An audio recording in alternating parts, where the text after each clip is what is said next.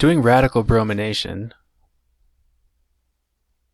of a compound that contains a double bond, if there happens to be an allylic position, that's where the selectivity is going to be, because that is where hydrogen abstraction is going to take place.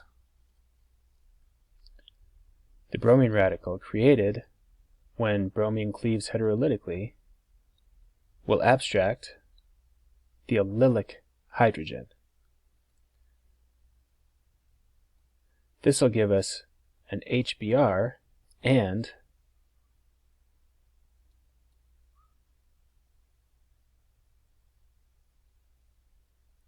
an allylic radical, which is stabilized by resonance.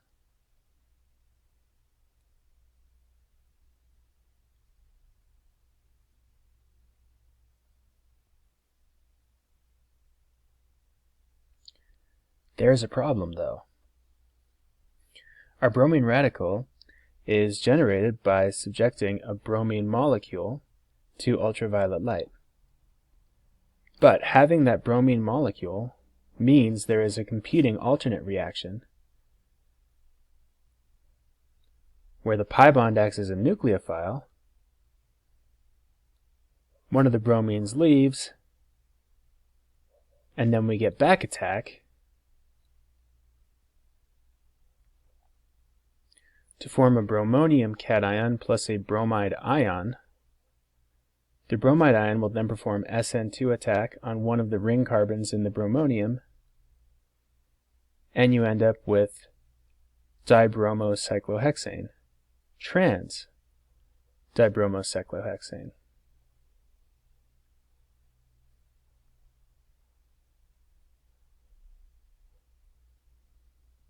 Plus it's an enantiomer. So, how do we stop the addition reaction from happening and go through the radical mechanism instead? The answer is, we need a source of bromine radicals other than the bromine molecule.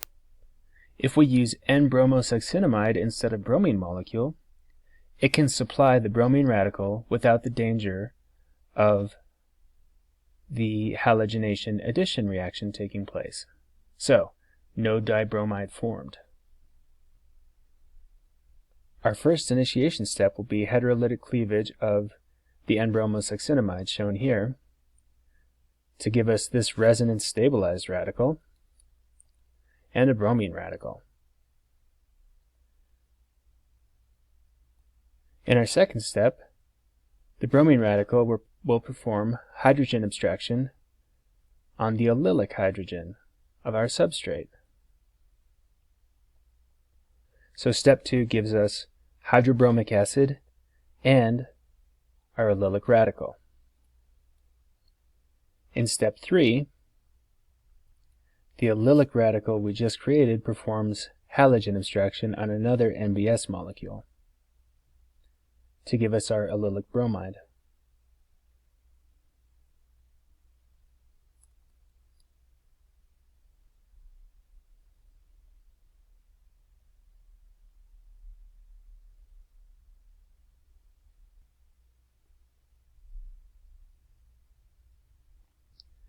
Doing allylic bromination of an asymmetric alkene gives us 2 allylic bromination products because of resonance once the allylic radical is formed.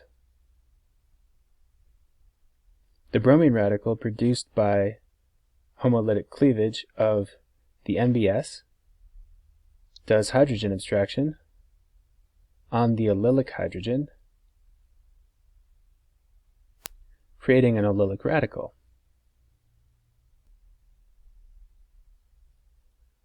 Now we can use 3 curved arrows to show the resonance here. So there are 2 resonance structures of this allylic radical.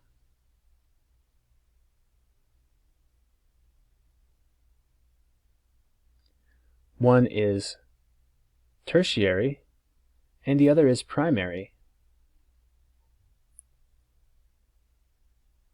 If the tertiary one does halogen abstraction, we get the tertiary product.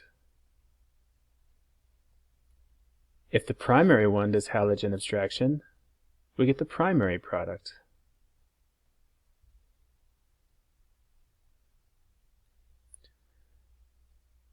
And probably the tertiary product is slightly favored because it's the more stable resonance structure.